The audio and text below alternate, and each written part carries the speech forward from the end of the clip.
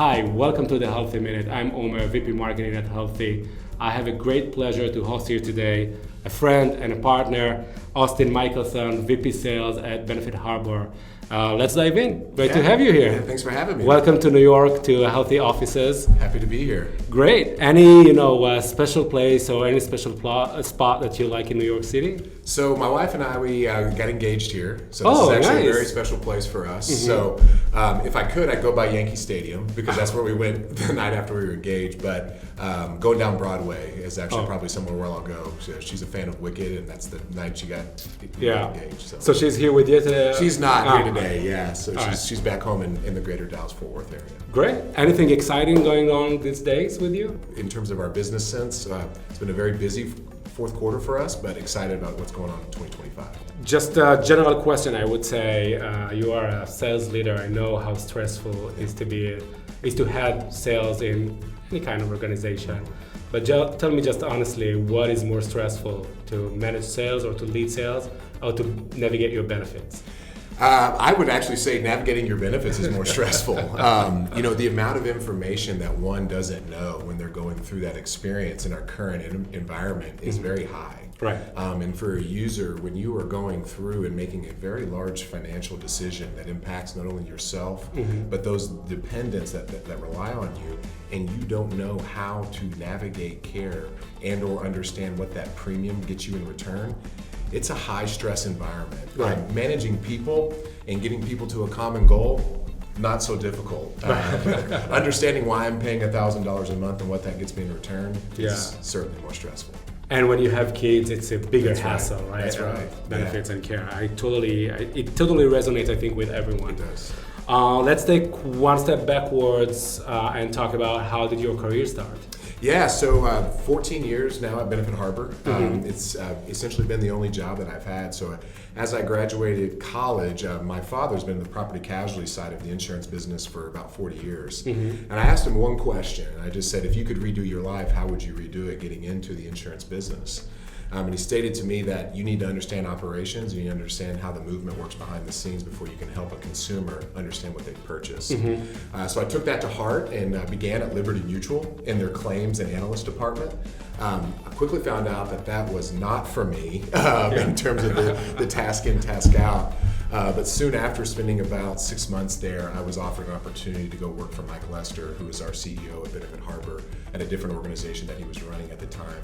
And then, as they say, the rest is history. So I definitely feel you, because I also started my career as an engineer, and very quickly after I graduated, I realized that I'm more passionate about business and people and how things, how you can move things around and not just, writing a code and things like that. That's right. Yeah. Now, obviously, I'm super respectful for all the programmers out there. Yes, we all are. But yeah, it's very important to sometimes to take to pause the journey and recalculate and check with yourself if this is the right path for you. So I definitely understand what you're saying. Tell me, I think one fun fact that your boss doesn't know about you. That my boss doesn't know about me. Oh, well, that's a tough one. It just got interesting. It just did get interesting. So, I've known Mike and Bill for 14 years very intimately. They've known me so well. They came to my wedding, saw my kids get born. So there's a lot that they do know. I would say that something that they don't know that they would probably be surprised about is actually I'm a bigger homebody than probably I get credit for. I think just naturally in my sales role and leading the organization from a revenue perspective, your expectation for your outside home life is very boisterous and whatever. But I actually really just enjoy being at home with the family and those that I can create impact and care about. And so I think they'd probably be a little bit more surprised to know that I spend more time under my roof than outside of it. That's amazing. That's amazing. As a father, I can definitely appreciate it. Tell me one word that your team would describe you by. Integrity. Integrity. Yeah.